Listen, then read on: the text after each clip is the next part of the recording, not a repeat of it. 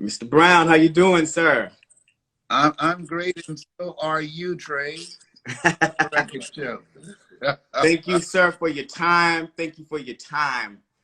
Yeah, It's quite an honor to have you, brother. thank you. I need to put this up, John Wesley. It is a pleasure to be here, sir, because a lot, as you say, a lot going on. Yes. And you know, I got a chance, I will tell you, man, I read your book.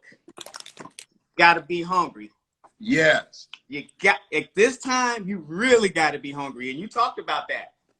yes. Now, is that book different? It is. I mean, you know what? Timing is everything.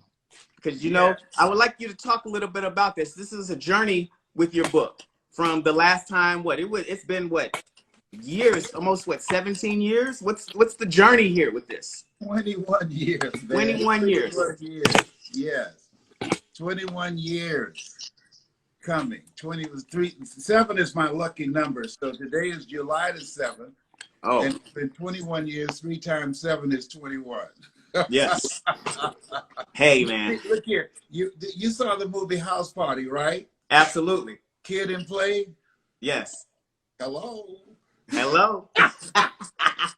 Hey, you back in the game right there, man. You got your flavor. Yes, yes. So, yes, I'm back here. See if that little water fan works. Yes. So what time we on? Yes. We're live. We're live? We're live, man. Oh, my goodness. Hey. Let my son put the fan, John Wesley. Put the fan on low so they won't pick up and position it. Yes, sir. Well, let me share this with you. Yes.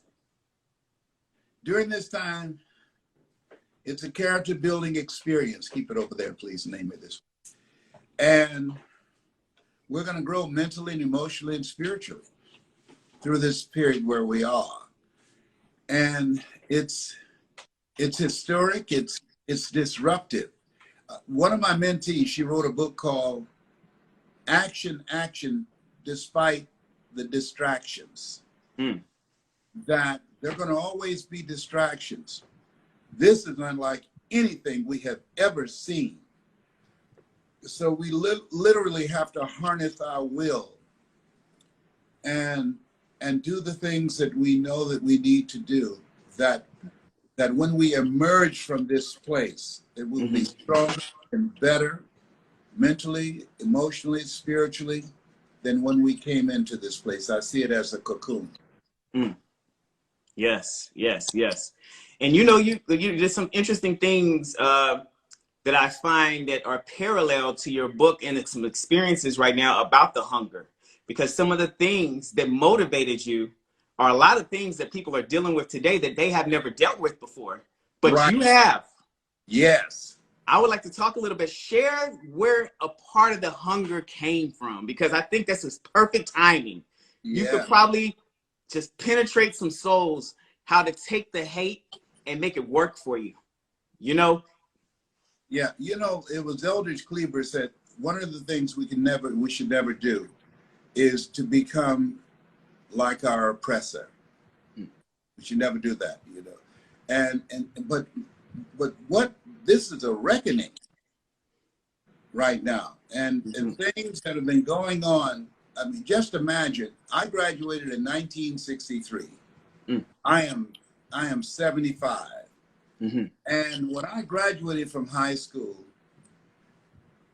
the statistics indicated that a white high school dropout had more of a chance of getting a job than a black college graduate. Here we are today, and according to the Federal Reserve out of St. Louis, that has not changed. Wow. A white high school dropout will earn 3 times more than a black college graduate. That is not, that's because of systemic racism. And so in order for us to overcome those odds, you gotta be hungry. You gotta be relentless and unstoppable. You gotta find a way to win. And in this particular case, we not only we got to find a way not to die. Right. Both ways. You got to win and you got to stay alive. Yes. I mean, look here. I'll tell you how bad it is. I'm on the 3rd floor of my house, all right? I sneeze. There's nobody up here but me. I sneeze, and I took off and started running down the steps. And I said, wait a minute, that's my sneeze. So I came back and started spraying. Hey, man, it's real out here, man. Oh. Yeah, yes. When my hunger was birthed, when I went to work with my mother, she worked for a lady named Miss Harris.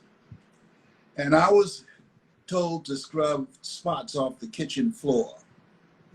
And my mother, she adopted 7 children. I was among the 7. We were foster kids. Then she adopted us.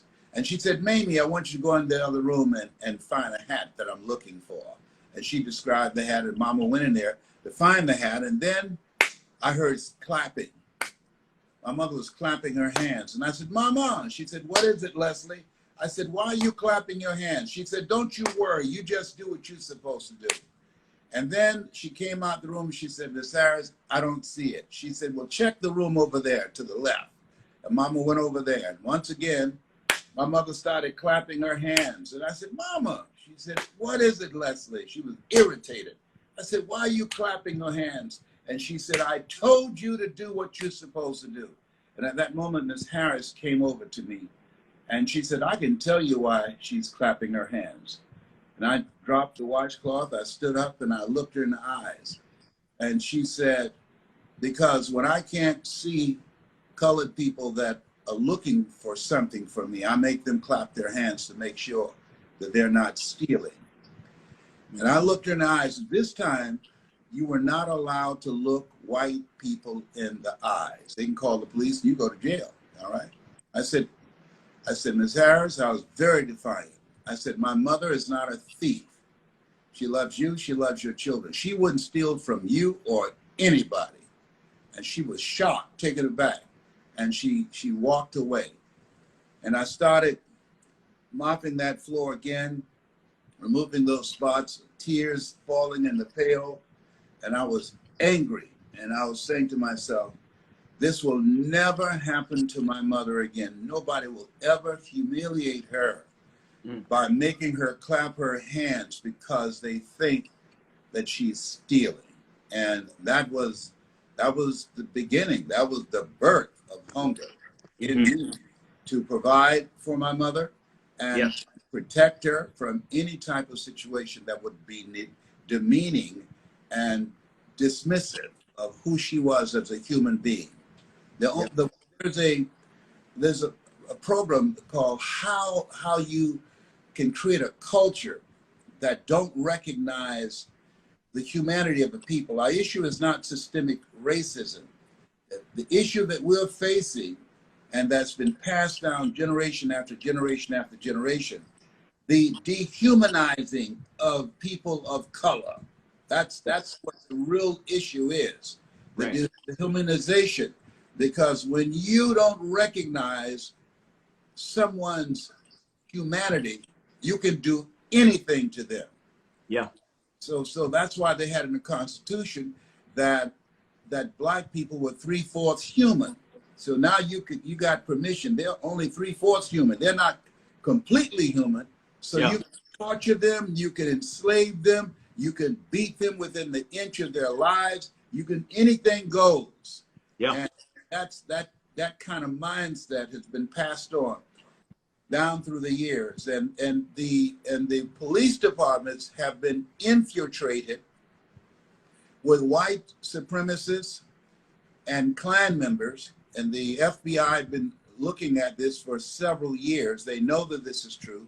They just released a report on that, acknowledging that they have been looking at the tremendous infusion of white supremacists and Klan members into police departments all across the country.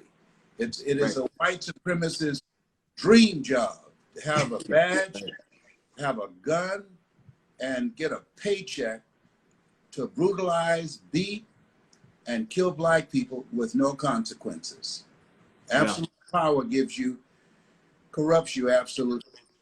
Yes, yes, yes. And you found a way, man, over the years, and your journey is a way of, it's a testimony of, like you said, you got to be hungry. You have to have something that pushes you through this, takes you through this journey, and not allowing it to put, you talk about the fear that it puts into people. And a lot of people are, fearful. They don't know what to do. Some people don't want to step outside their house because of certain things now, or they don't even want, I mean, there's on all different levels, not even just with the pandemic, but then on top of it, what's going on in the other side. Are we safe? Are we not safe? So you found, talk about, you were born in Miami, Liberty City, an abandoned building. You talk about this. You talk about overcoming adversity, setback, losses, things that most people find it really hard to, when you have adverse situations. What did you do? What is some of the things that you've done that you put in your mindset to keep you past this and push you through? What I did, my mother has always been my hero. And I never forget when we were leaving Miami Beach and I saw white people having a lot of fun and recreation on the beach. And I said, Mama, why can't we live like that? She said, we just can't, Leslie, we just can't. And I said, why? She said, we just can't. And so I said, then why do they hate us so badly? And she said, I don't know, but don't you ever be like them. Don't you ever be like them. Don't you hate anybody. And what I admired about her, Mama never complained about the things that she experienced being in the South, the segregated South. She never complained. And she always treated everybody with respect. And she never taught us to hate anybody. I saw this white lady on television the other day, and she said, I hate you, and I'm going to teach my children to hate you. And so that level of hatred, it's taught, it's passed on generation after generation. But I learned from my mother mental resolve. Elsie Robinson said, things may happen around you and things may happen to you, but the only things that really count are the things that happen in you. And we can control that. And so I just resolved, regardless of what I was going through, I have an affirmation that I say to myself, no matter how bad it is or how bad it gets, I'm going to make it. There it is. I'm going to make it.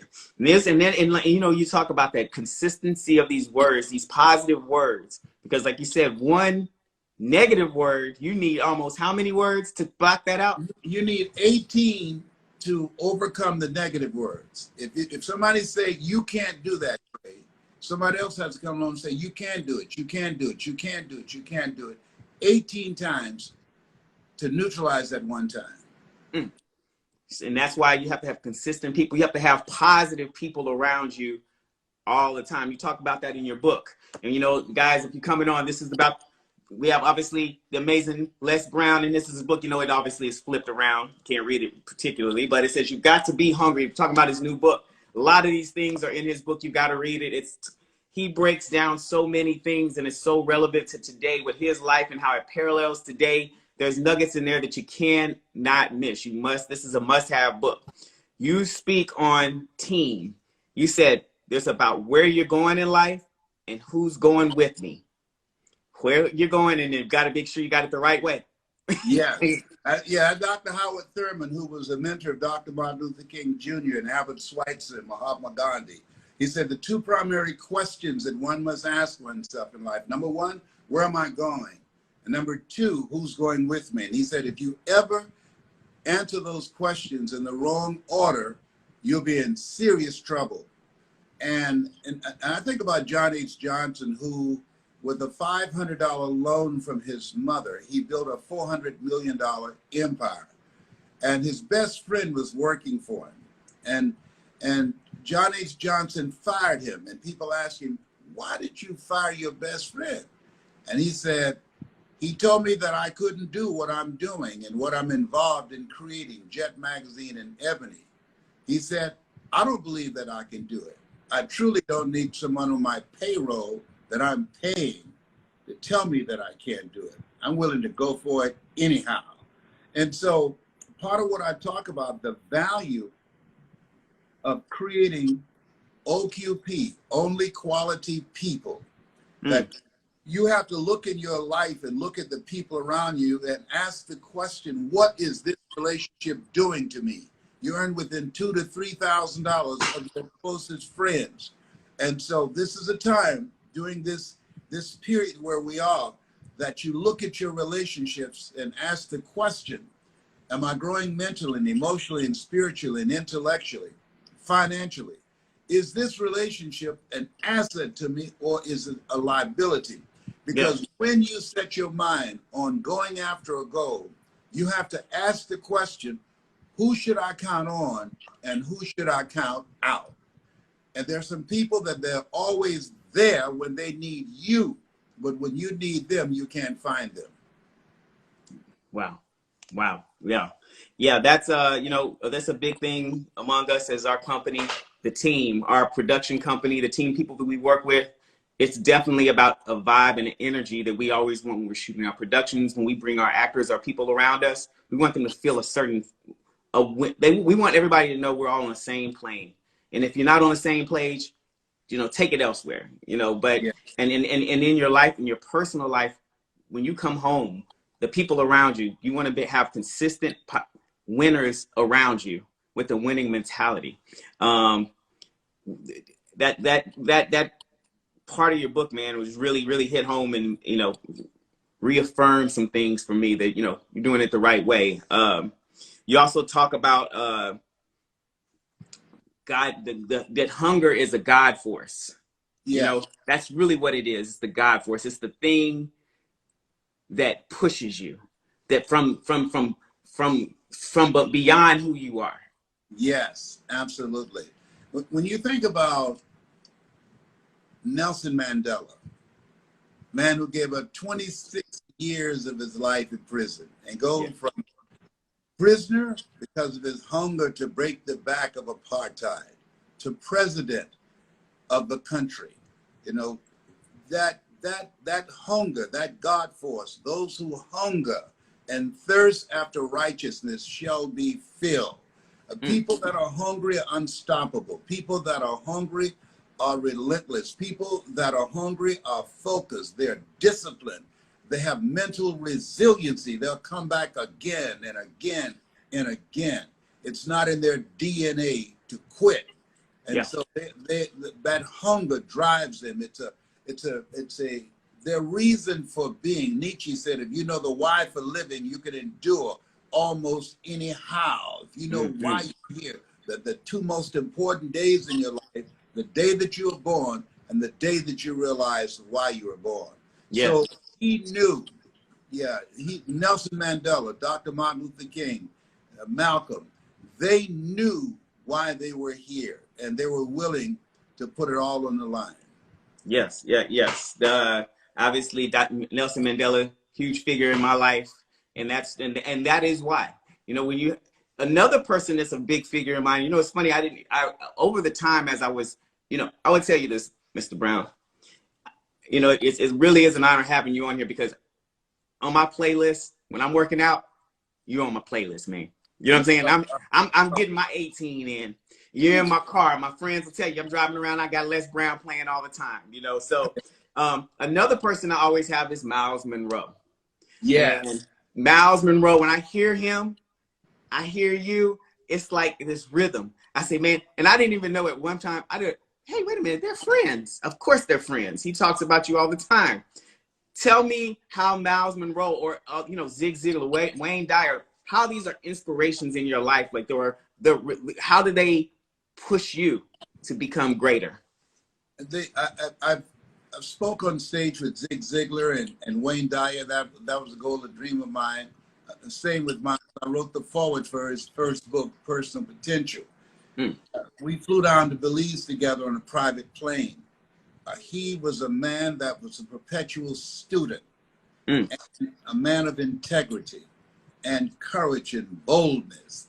And I remember when I I was across the street from him in South Africa. I talk about now urgency, that live your life as if you're going to die, because one day you will. And I walked across the street and the sign said Dr. Myles Monroe, and he was doing a seminar for couples. So when I came in, I said, hi, my name is Les Brown. And this receptionist said, oh, we know who you are. I said, would you let Dr. Myles know that I'm here, please? I'd love to see him. I'm right across the street speaking.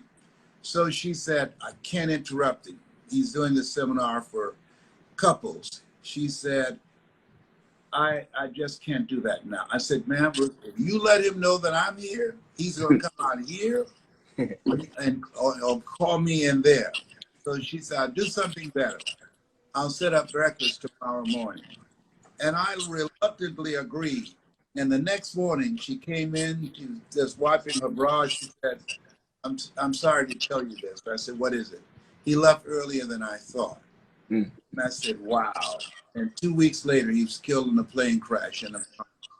And so under now urgency, I talk about if there's something that you want to do it now. All of us remember when Michael Jackson, after years of not doing a concert, said, this is it. This is the last one I'm going to do. And responding to the demands of the millions of fans around the world. Yeah. They're spending millions of dollars to reserve concert halls and hiring people. Yeah. It never happened.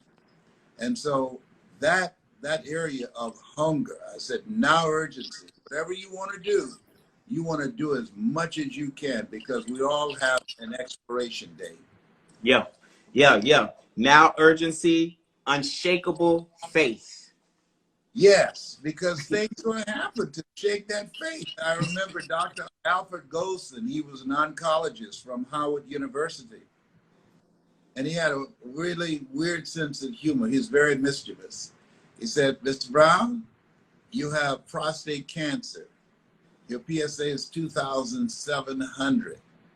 I said, what does that mean? 1 to 4 is normal. He said, 2,400, you don't even need to go home. So I said, can you give me a second opinion? He said, yes, and you're ugly too. And I said, oh my God. I said, Dr. Golson, you didn't tell me I'm ugly at such a special time like this. He said, yes. He said, you real ugly, you ugly. And then he stopped and said, but you got this. We determine the diagnosis. God determines the prognosis. You and God got this. Yes. And that when he spoke with such a conviction, I use humor in my presentation, because when people laugh, their mind closed down and the heart opens up. Yes. And I left there with a heart full of faith rather than a heart full of fear. He broke the fear down in an acronym. He said, most people facing fear, they forget everything and run.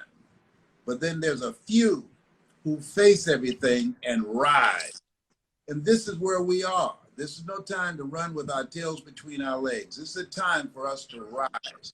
With all of the opposition that we have coming in our direction, with the hatred, with the divisiveness, all the things that are going on right now, the only reason that we're still here and accomplished what we've accomplished is because people who were driven by faith and not by fear.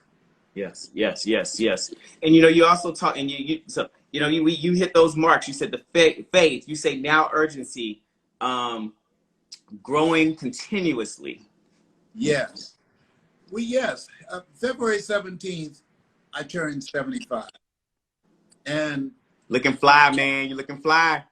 Thank you so much. Hey, Ernie Hudson. We work with Ernie Hudson, and he's 74 too, man. Y'all got something here, bro. Y'all got something.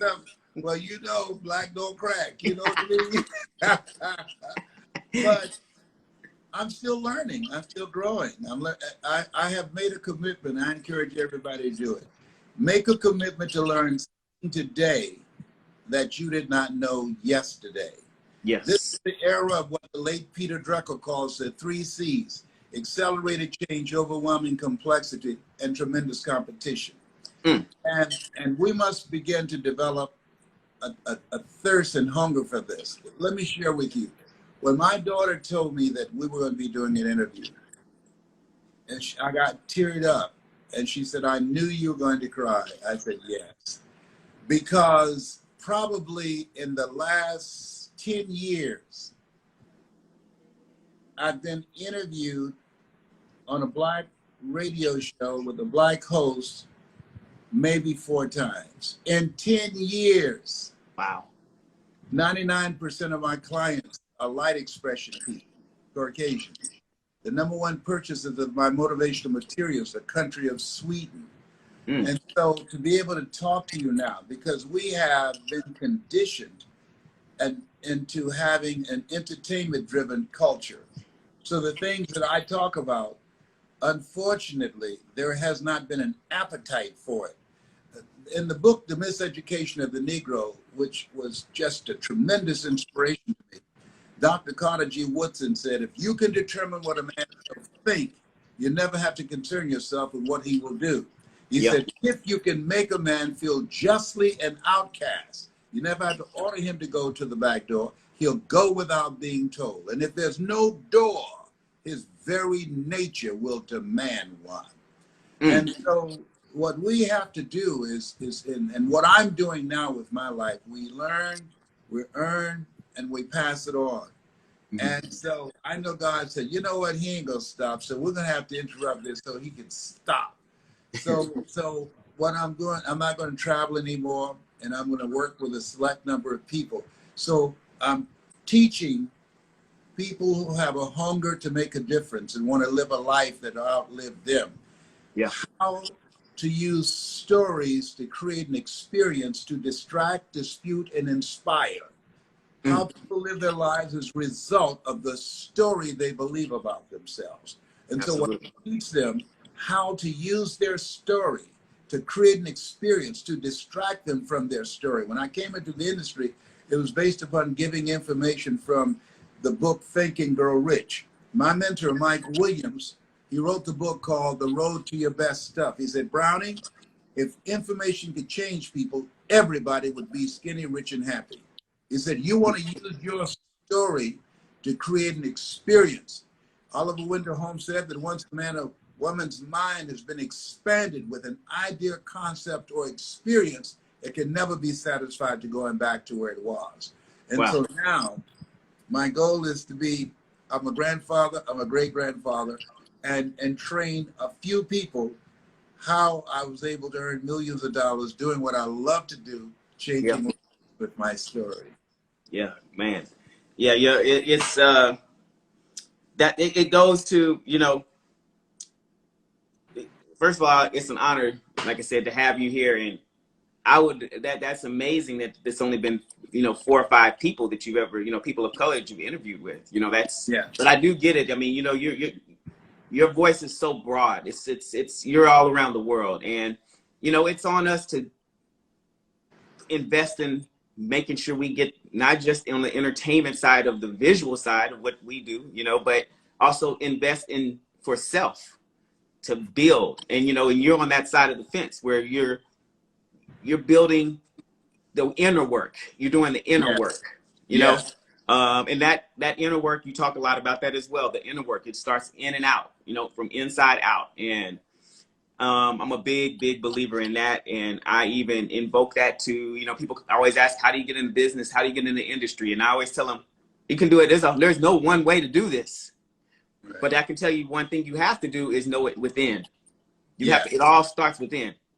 And I had a similar story. I came to LA, man, not knowing anybody when I moved. I just knew this is what I wanted to do. And we figured it out along the way, you know? And I love that story you have when you go to, you know, maybe tell that story to people who maybe haven't heard it, about the disc jockey job. Man, that's a great story. But that shows that whole thing, you keep knocking that constant until they say, go get the coffee, you know? Yes, absolutely. You know, it was Og Mandino who wrote The Greatest Salesman in the World. He said, you must persist until you succeed. And so what I noticed about my mother, whenever she encountered some challenges, She just kept coming back again and again and again.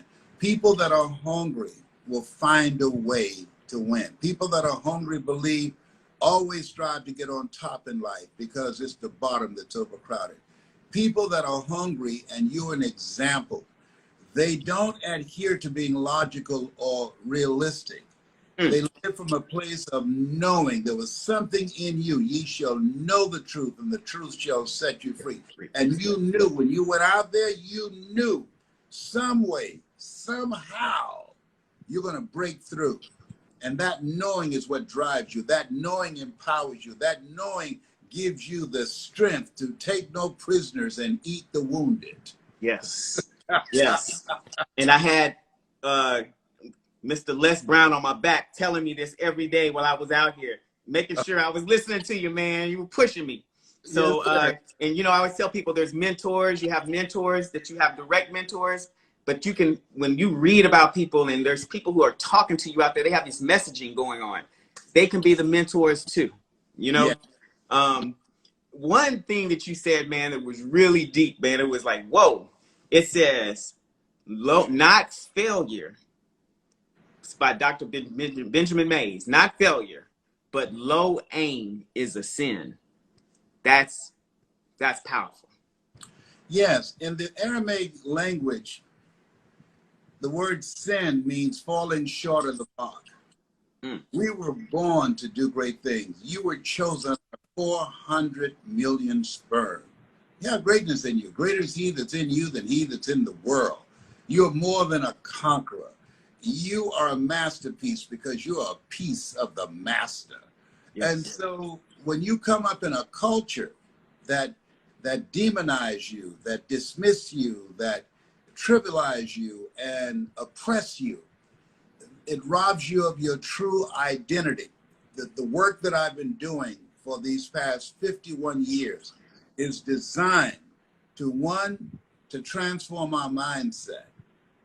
That gives your life a sense of purpose. Once your life has a sense of purpose, that gives your life a sense of direction. And once your life has a sense of direction, you're going to accomplish some things. You're going to fulfill some things. You're going to make some impact. Yeah. And so it's very important that we have a ritual of a personal development program for ourselves. I encourage everybody that's watching to see Les Brown speaking in the Georgia Dome before 80,000 people. When they see that, it's called It's Not Over Until You Win. Yeah. And then there's another one called It's Possible. That's a PBS special that I did. And another one called You Deserve. But Myles, if they go on YouTube, Myles Monroe and I did one. And they put in Les Brown and Myles Monroe and Eric Thomas and Les Brown. They hear a combination of our two voices. Yeah. That's transformative. Yes. Whoa. That's it. Hey. It's in my system, man. I listen to it. It's powerful. It's really powerful. The way they went back and forth, and it was almost like y'all set that thing up. I mean, y'all were talking out the same spirit. It was just flowing. Yes. Talk about health, man. Health for you is big. Health. You said delayed treatment is the #1 reason. Right? Was it delayed treatment? Yes. Because people put it off. You know, people said, what you don't know can't hurt you. What you don't know can kill you. So we have to really have a strategy. I ask audiences when they write their goals down, then I ask them, what's your strategy for being here? And they get quiet. I said, is that on your paper? Because your health truly is your wealth. You have to have a game plan for being here. Being here is not just a given. And so the reason that we have the highest death rate in many of the disease categories is because we have not made health a priority. And it's part of our culture to be unhealthy, to eat things that's not good for us. You know, I remember the Honorable Elijah Muhammad. He said, eat to live, don't live to eat. Right. And he's absolutely right. I'm working on getting a 6-pack like you. I got a 1-pack now covering up 5 packs. But during the lockdown, homie gonna get a 6-pack. The 6-pack is coming. It's coming soon. Yes, yes, yes, yes, yes. The I say someone said here, health first. That is Yeah. great. That is true. That is true. The now you also have a you know a prodigy program. I want to get to that really quick too. And I think some people have some questions too possibly here. But talk about your prodigy program quickly. I mean, you know, we got so much time with these lives, man. It's like get crammed in. But I want everybody to hear these things. You know, just like yeah.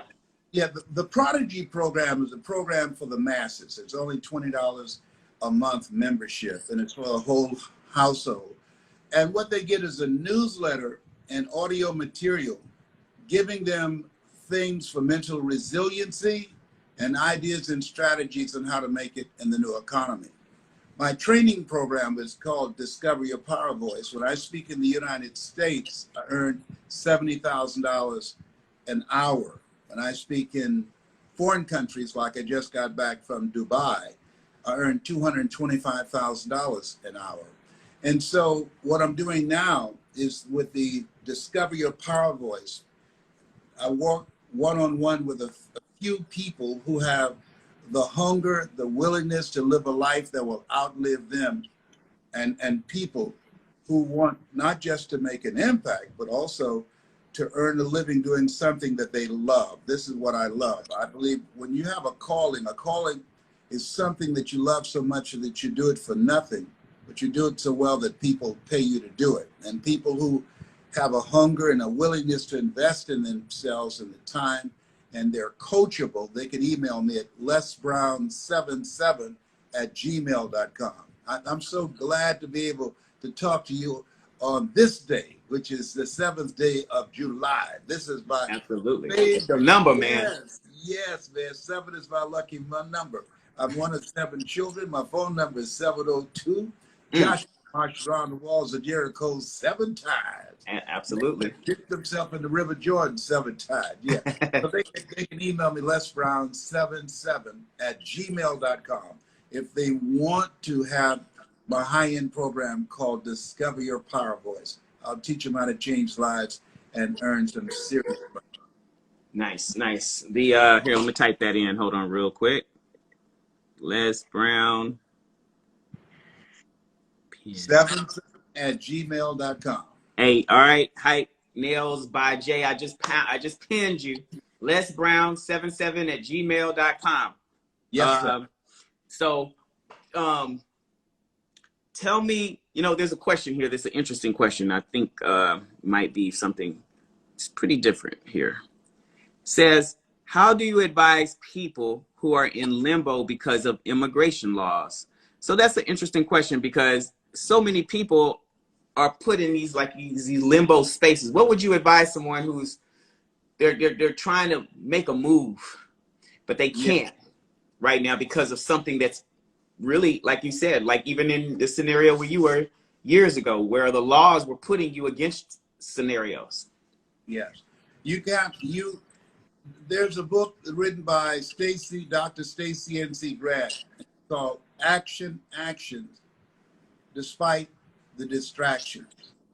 Let's say that 45 succeed in sending all the immigrants back. Mm-hmm. They should still be involved in developing their skills. They should still be involved in developing mental resolve. They should still be involved in building strategic relationships, because when they go back to their country, they're going to need all of those things. So there will always be interruptions of distractions. So you don't want to sit around being depressed and not doing anything. That the computer gives you access to e-commerce. You can build a global business here or when you get back home. And that's the incredible thing. This is a choice that people didn't have years ago. And so you want to spend this time productively working on yourself, on your mind, developing and expanding your skill set, because you either expand or you're expendable, and you want to build collaborative, achievement-driven, supportive relationships. I have a global team. I have people around the world that I'm working with who have skills that I don't have. And so therefore, they are my strategic business partners. when 2007, when Time Magazine said the computer was the person of the year, I said, why did they say that? Because for the first time in the history of the world, everyday people had access to e-commerce and to information. So now you can have a business and run it from your telephone. Yes. Well, there you go. Hope that answered you. You know, that's some great advice right there. And you know, you even mentioned, you said, hey, you made 100 calls to make sure that let people know, you know, you wanted to do corporate training. And you just kept calling until you got the answer, no matter what the time frame was. And then you made a mention that if today you did it, you would be doing it, you know, a different kind of way, using, I guess, the way of technology. You can do email, you can do Instagram, you can do all of the various platforms, Facebook, all the platforms out there. So we have a tool that literally, we're in this place where James Weldon Johnson said, stony the road we trod, bitter chastening rod, felt in the days when hope unborn had died. Yet with a steady beat have not our weary feet come to the place for which our fathers sighed. Just think about that. That it was a capital offense for us to learn how to read. Now we have an instrument that not only can we get information from here, but you can educate yourself on a variety of careers and areas and control your own personal economy. I've generated, since doing this, over $65 million since I set out to do this. My goal was to do something. I was a state legislator in Columbus, Ohio. And my sister called me and said, Leslie, are you sitting down? I said, what's wrong with Mama? Mama has breast cancer. And I told Mama, I said, if anything happened to you, I will be here for you. She worked in a nursing home at one point, and she never wanted to go to a nursing home. I just gotten elected to my third term. I left the next day. I left my furniture, my home, my car, everything. When I rung the doorbell, a friend of hers was there named Mildred. And Mildred said, Mamie, Leslie's here. And I heard my mother say, I knew he would come.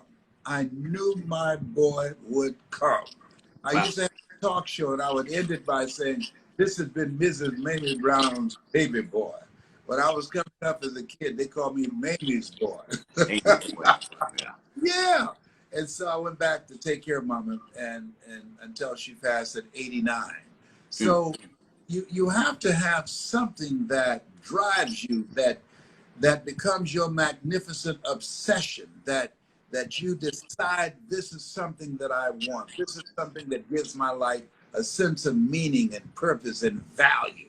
Yeah. And I'm going to make it happen no matter what. Yes, absolutely. Absolutely. Yes. Let me see. I know there's a lot more questions here, guys. We only have so much time. Let's talk about, somebody had a great question here. Self-care and self-love. What about this here? What is the difference of self-care and self-love? This will be our last question from someone like that, from their question section. Yes, that's a good question. Well, it's about taking care of you. It's how you feel about yourself determines if you will take care of yourself in the right way. I have a niece and she weighs over 500 pounds. And so I said, there will be a time that as you look at yourself, that you have to ask yourself the question, what will it take for me to love myself enough to do the things that I need to do to take care of myself?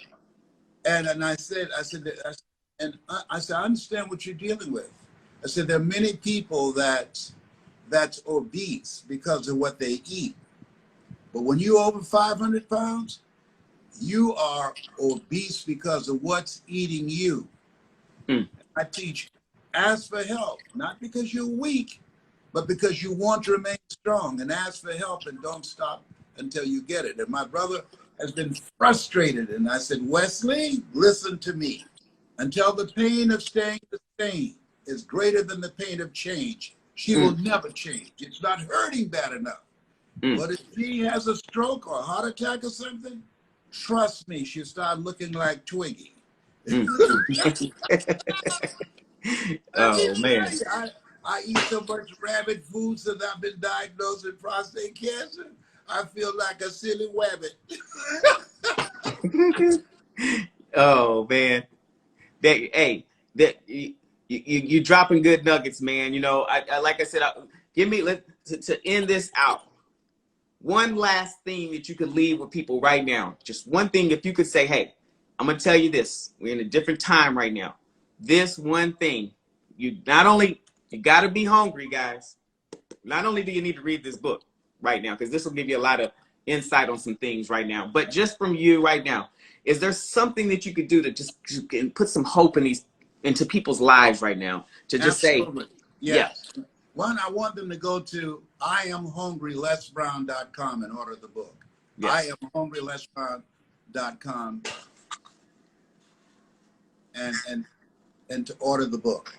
What I would say to them, what my mentor said to me, Mike Kelly was one, and another named Mike Williams, and it stayed in my head. In order to be successful, you must be willing to do the things today others won't do, in order to have the things tomorrow others won't have. What is it that most people won't do? Most people don't invest in themselves. Warren Buffett was asked, what's the most important investment you should make? And he has billions of dollars in real estate, billions of dollars in the stock market. And he said, the most important investment you can make is in yourself. Invest in your mind. You don't get in life what you want, you get in life what you are. As a man thinketh, so is he. As he continues to think, so he remains. Mm. And the next thing I would say to them, upgrade your relationships. Mm. You earn within $2,000 to $3,000 of your closest friends. When I heard that, I got all the broke people out of my life. I said, y'all gotta go. You gotta go way there, but you gotta get out from up in here. That's real, man. That's real. Yeah. Yes. So, hey, well, thank you so much. Hey, guys, just make sure you check out his Prodigy program. Also, IamHungryLesBrown.com. Make sure you buy the new book. You've got to be hungry. Amazing, amazing testimony from Les Brown. He's breaking it down in this book. You know, this book. It's a great read. It's a really easy read. It flows really simply and some great like nuggets and things. And you know, he gives you some ideas of what to do. Gives you some different tips for you to follow and sit down and write out how you're gonna make your life a little bit better and find that hunger within you and have that knowing that operate with a sense of knowing. Mr. Brown, again, thank you so much for your time, and anything we as Tridestin can do for you and your team to be a benefit to you as well, we are wide open, and I look forward to many more conversations, sir. I do too, and you could do what I do, and so I'm training young brothers like you, so I'll give that to you as a gift, because you've been giving so much, transforming people's lives more than you can ever begin to imagine. And I honor you, I respect you, and I thank you so much for this opportunity. Wow, thank you, sir. Thank you. That's an honor. Thank you so much. Thank you. God bless you. God bless you. Yes, sir. And everyone, have a great day, have a great week, and make sure you keep that hunger up. Go check out the book, IamHungryLesBrown.com. Have a good day. If you want another awesome video in our Black Excellence series, check out the video right there next to me. I think you'll enjoy it. Continue to believe, and I'll see you there.